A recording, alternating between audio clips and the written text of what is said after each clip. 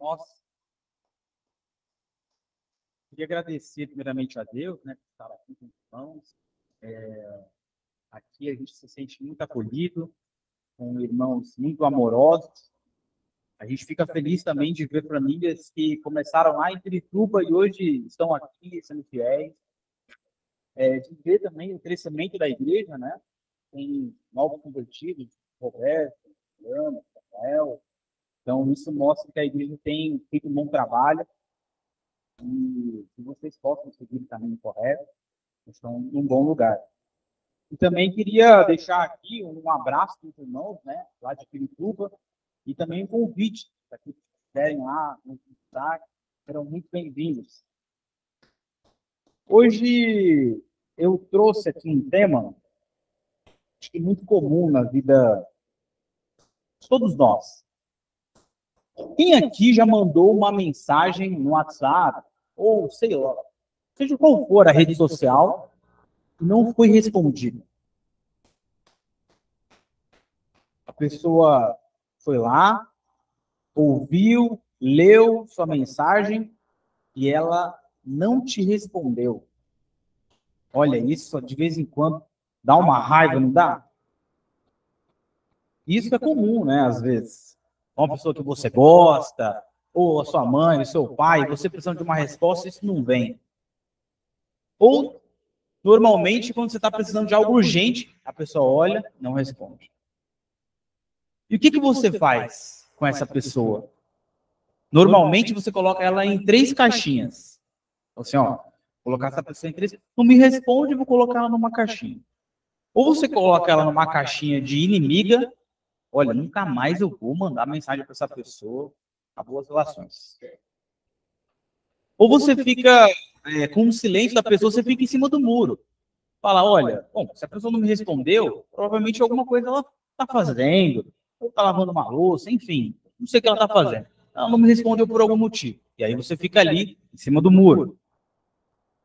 Ou você pode ficar ainda mais próximo dessa pessoa. Ou você pode falar, não, como assim? Ela não me respondeu, vou mandar outra mensagem. Me respondeu, quero ver se ela está bem. Ela não me respondeu por algum motivo. O que será que ela não me respondeu, né? Muito estranho.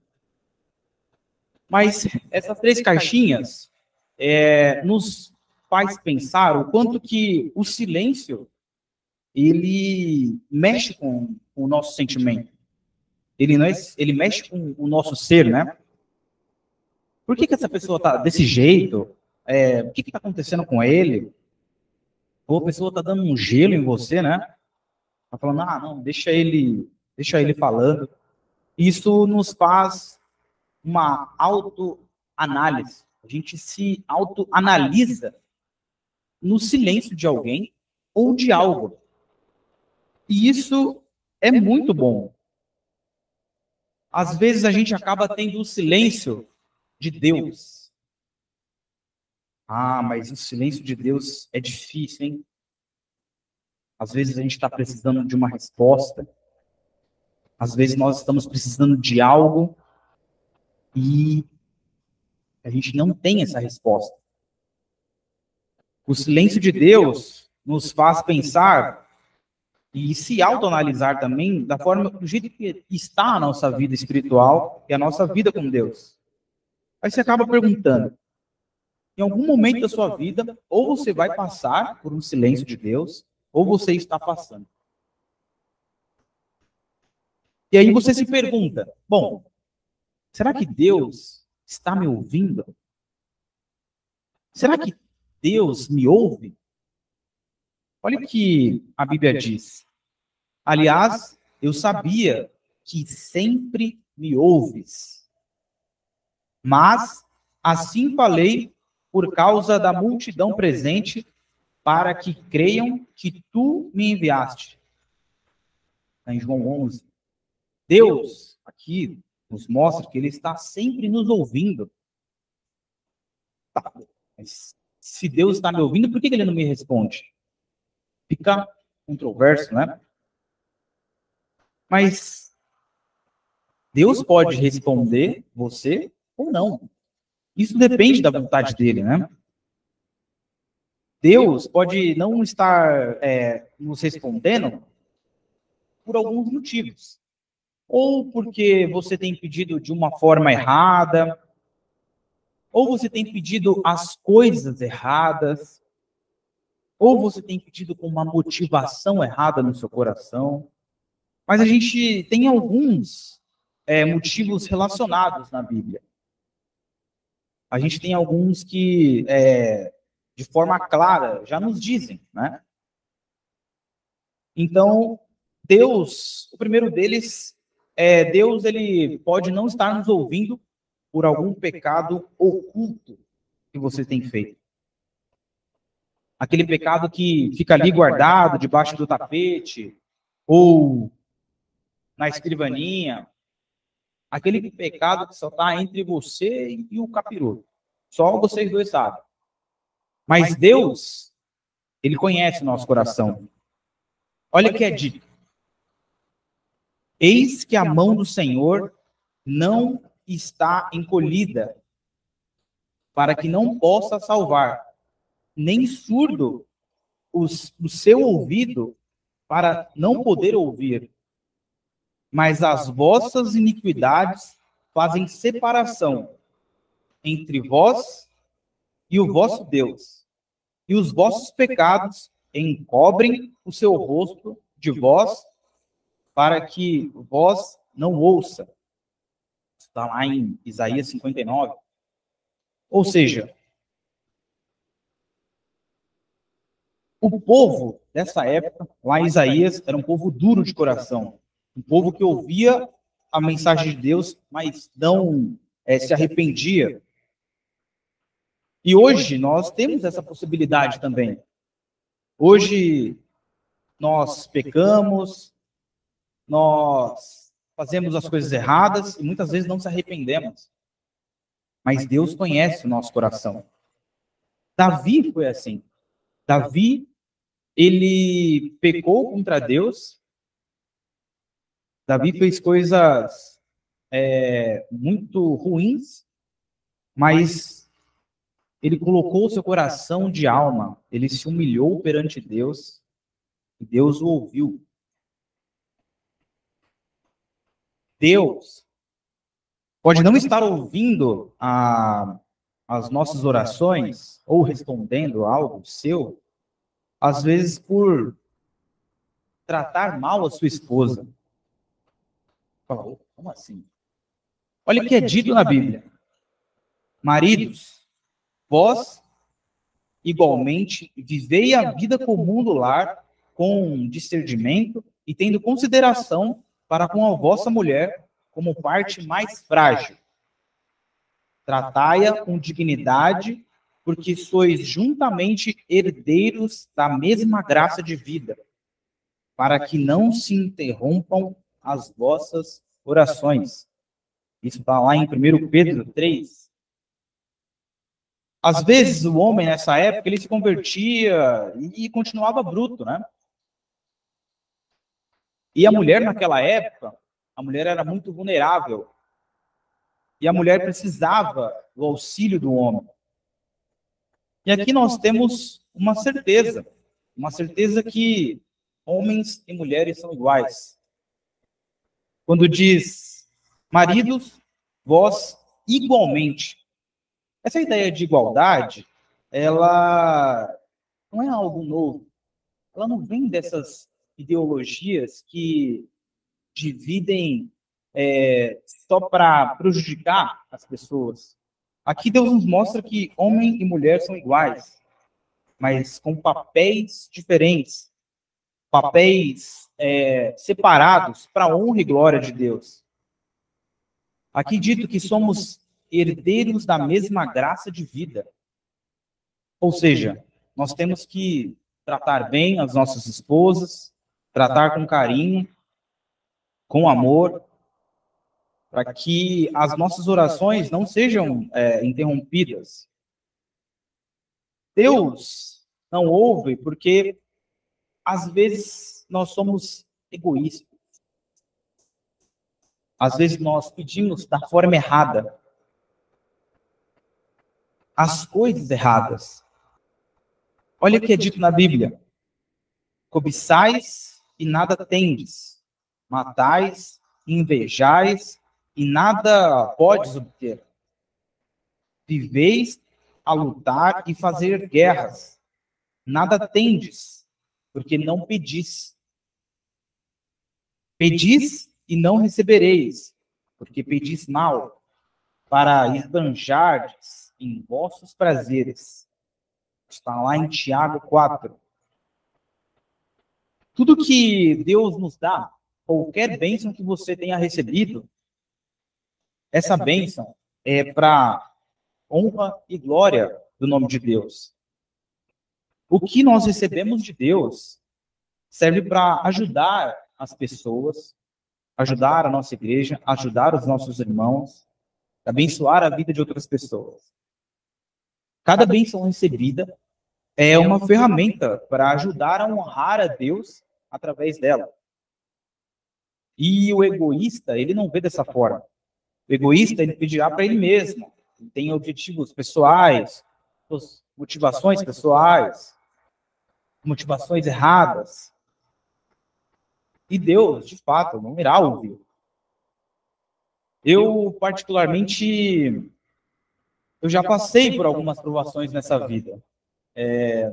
Mas tem algo muito feliz que eu posso compartilhar com os irmãos, é que eu sou muito feliz de sempre, às vezes, orar a Deus e Ele me ouvir muito rápido. Eu fiquei solteiro durante um bom tempo e, certa vez, eu chamei os irmãos lá de Pirituba, a Martinha e o Juliano, falei, olha, vocês querem orar comigo? Porque eu não queria, eu quero ter uma família, né? Aí eles falaram, não, vamos orar sim, vamos continuar, vamos orar. E essas orações demoraram 4 meses para surgir efeito. Eu fiz uma lista, né? Pessoa que eu queria. Eu queria uma mulher que amasse a Deus acima de tudo e qualquer coisa. Queria que ela fosse loira, de olhos claros, de 1,70 m. Olha quem está pedindo, né? Eu não sou aquela coisa, né? Mas eu anotei, deixei lá. Bom, deixei lá na listinha. Orei um dia para que dessa esposa eu pudesse ter familiares cristãos. E hoje eu estou aqui casado com parte da minha família aqui e cristãos. E eu honro a Deus e fico muito feliz de ter orado e Deus ter ouvido as minhas orações. Isso sem contar que foram 4 meses até conhecer a minha esposa e mais 3 meses para casar. Então, Deus tem ouvido as nossas orações. Mas, voltando. Você ser forjada pelo silêncio de Deus é algo muito difícil. Você começa a ficar desesperado uma hora, porque você pede tanto algo, você quer tanto algo, e você não recebe aquilo, você começa a ficar desesperado. Você tem que tomar cuidado para você não ficar místico. Falar assim, olha, se essa cortina mexer aqui, eu sei que é da vontade de Deus. Ah, se esse ventilador mexer, vai ser da vontade de Deus. Não mexeu. Já fica meio assim. Tem alguma coisa acontecendo. E a gente começa a ficar místico, né? Estou errado. E dentro dessa situação muito difícil que eu estava, eu comecei a estudar e tentar entender quais são essas situações, né? Por que Deus não estava me respondendo? Então, eu comecei a orar, comecei a tentar entender a vontade de Deus, porque às vezes é só a minha vontade, né? É só estar no meu coração. E isso, eu estava recebendo a resposta por conta disso. Mas o que eu mais queria era ouvir Deus, era ouvir que Deus estava falando para mim de alguma forma, de algum jeito. Eu estava desesperado nessa situação. Mas aí eu descobri que é no silêncio de Deus que nós revelamos a Ele o nosso caráter mais íntimo. É no silêncio de Deus que a gente consegue mostrar quem realmente nós somos. Nós somos aquelas pessoas que, ouvindo ou não ouvindo a vontade de Deus, nós falamos, bom, se Deus não existe mesmo, Deus não existe. Aí você já começa a fazer as coisas erradas, já começa a pensar nas coisas erradas. Bom, Deus não quer melhorar meu casamento, bom, vou largar logo de vez. Essas pessoas aqui não querem nada comigo. Bom, Deus virou as costas para mim, então vou virar as costas para Deus. Mas também você pode ser aquela pessoa que busca a Deus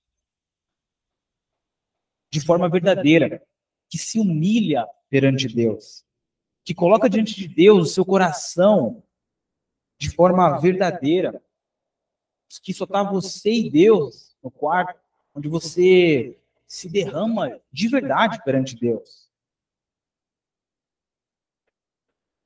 E você acaba colocando as suas aflições diante de Deus, colocando o seu coração. E Deus, Ele nos ouve. Deus, Ele conhece o nosso coração. E foi aí que eu descobri que o silêncio de Deus é uma das maiores armas divinas para nos preparar para algo que está por vir. Uma nova fase, um novo nível. O silêncio de Deus, normalmente, não é um castigo.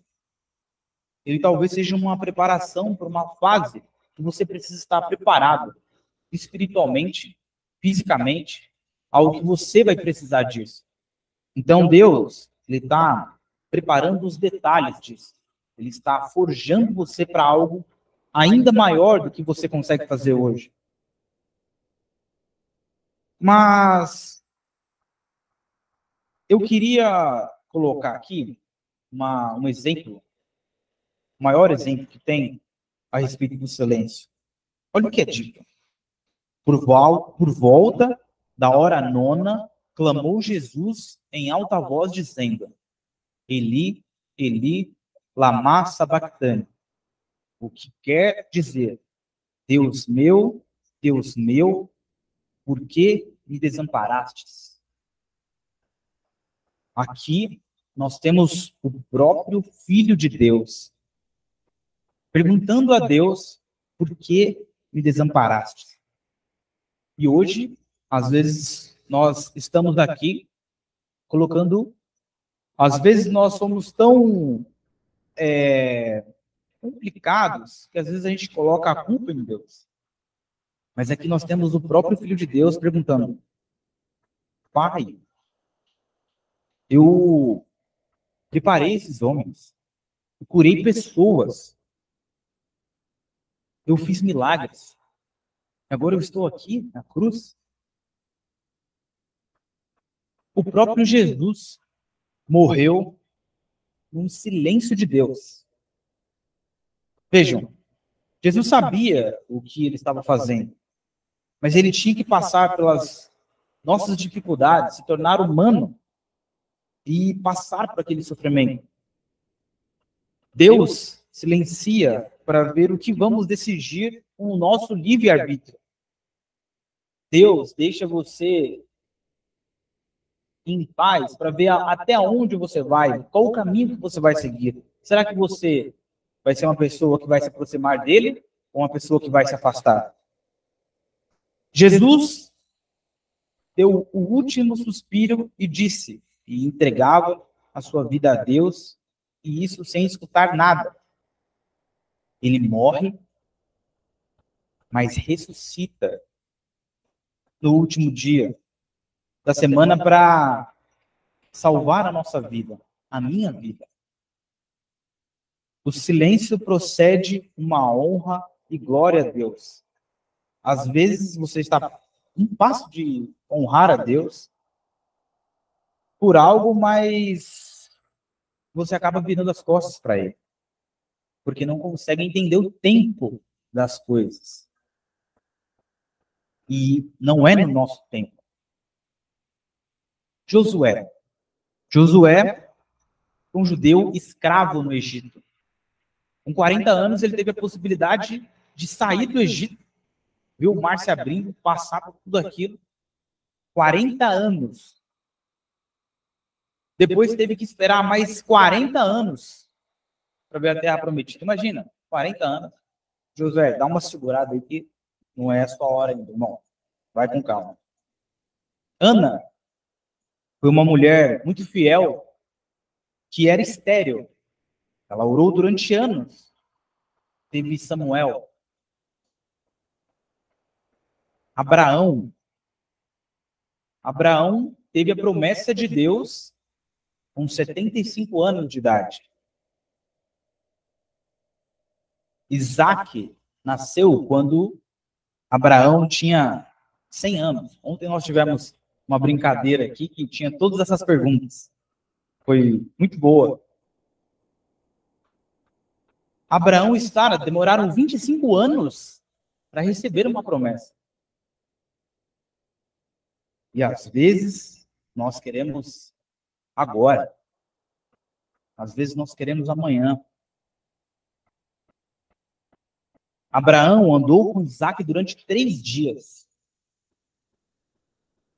E Deus, sem falar nada, sem dar um pio para Abraão.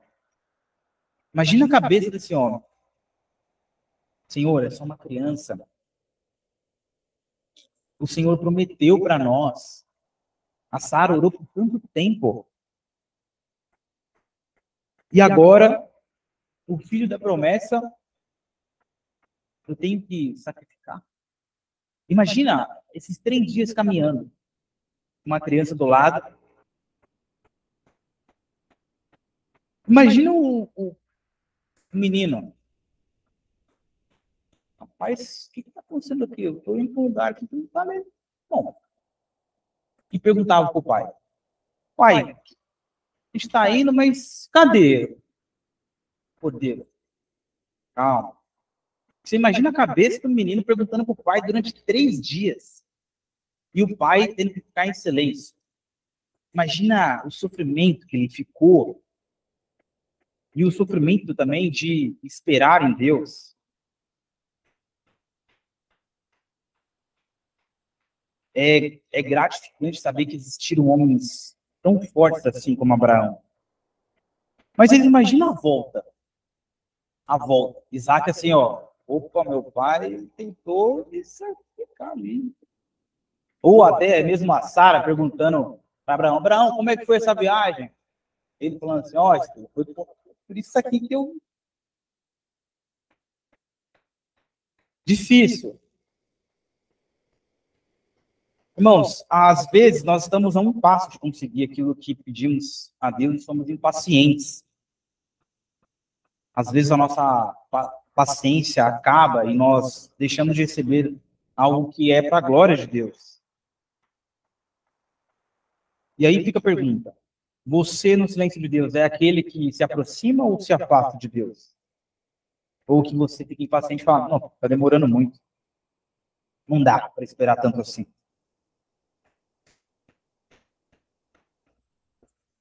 Às vezes nós achamos o centro do universo. Às vezes nós achamos que somos algo. Nós somos falhos, nós somos pecadores, nós não merecemos a nossa vida. Nós nem merecemos estar aqui hoje. Nós não damos valor para uma alma, para um ser que morreu por nós. Hoje você levantou da sua cama, tomou café, se preparou e veio ao culto. E às vezes nós esquecemos que para nós estarmos aqui hoje, para nós estarmos sentados aqui hoje, alguém morreu por nós. Mas isso não fica muito claro, porque não faz parte, às vezes, da nossa família direta. E a isso a gente não dá valor. Mas se todos nós colocássemos diante do Senhor que, obrigado, Senhor, porque o teu filho morreu por mim hoje, nós talvez teríamos mais perto de Deus. nós poderíamos dar mais valor a tudo que Deus tem feito por nós. Então, para você que hoje Deus está tocando no seu coração, você tem a possibilidade hoje de agradecer que alguém morreu por você hoje, de entregar a sua vida a Ele, de compartilhar desse amor dos irmãos, compartilhar do amor dele. Logo após, teremos a possibilidade daquelas pessoas que querem entregar a sua vida a Deus, assim fazer. E você foi salvo por Deus. A sua alma foi pregada, os seus pecados foram pregados lá na cruz. Você pode usufruir também das nossas alegrias, desse imenso amor que Deus nos concedeu. Mas, encaminhando para o fim, eu queria ressaltar aqui para os irmãos que uma experiência pessoal, ela não serve de doutrina, né? Mas ela serve normalmente para mostrar e glorificar a Deus e também dar um testemunho de algo. Então, eu queria publicamente dar um testemunho aqui de algo que aconteceu comigo, lembrando mais uma vez que experiências pessoais, elas não servem como doutrina, mas eu queria dividir aqui com os irmãos, já encaminhando para o fim. Certo dia, eu estava terminando um devocional que eu faço pelas manhãs e que falava sobre o silêncio de Deus. Eu estava muito triste. Fazia mais de um ano que eu estava pedindo algo para Deus, uma coisa muito importante para mim, eu estava muito aflito. Tinha tentado de todas as formas e estava muito difícil para mim. Mas naquele dia, eu tinha acabado de terminar um devocional que falava sobre o silêncio de Deus. E naquele mesmo dia, sem eu esperar, Deus me respondeu.